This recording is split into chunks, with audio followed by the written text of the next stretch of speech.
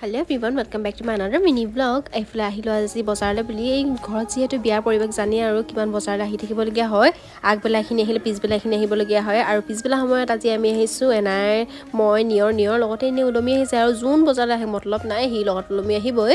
এফালে না জুৱেলাৰী দোকানত মানে সৰু ছোৱালীখিনি ওচৰৰ যোনবোৰ মানে পানী চিটিয়া দুলন ধৰে তেওঁলোকক দিবলৈ কিবা কিবি চাই আছে আৰু বজাৰত সোমাই জানেনে চব্জি বজাৰত নেমুৰ দাম শুনিলে ভয় লগা হৈছে ইমানেই দাম তাৰপিছত পেট পূজাটো মেইন জানে আৰু পেট পূজা নকৰিলেতো মানে শক্তিও পোৱা নাযাব আৰু খোজ কাঢ়িব লাগে বহুত সেইবাবে পেট পূজাটো কৰি ল'লোঁ আৰু এনে এফালে গ্লাছ কিবা কিবি লৈছে আৰু যি প্ৰয়োজনীয় বস্তু লাগে সকলোবোৰে লৈ আছে আৰু ঘৰলৈ বুলি উভতিলোঁ আৰু কিছুমান বস্তু লৈছিলোঁ নেদেখালোঁ আৰু এটা ভিডিঅ'ত কিমান দেখুৱাম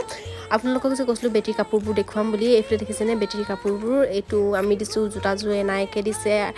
মানে তাই যোনে তোনে আৰু নীলা যোনটো এতিয়া দেখুৱাম সেইটো দাদীয়েকে দিছে দাদীয়েক মানে আপোনালোকে বুজি নাপাব পাৰে মানে মোৰ ভাগৰ এনাই তাই দাদী কয় আচলতে সেইবাবে দাদীয়েকে দিছে বুলি কৈছোঁ আৰু দাদীয়েকে বজাৰলৈ গ'লে হ'ল আৰু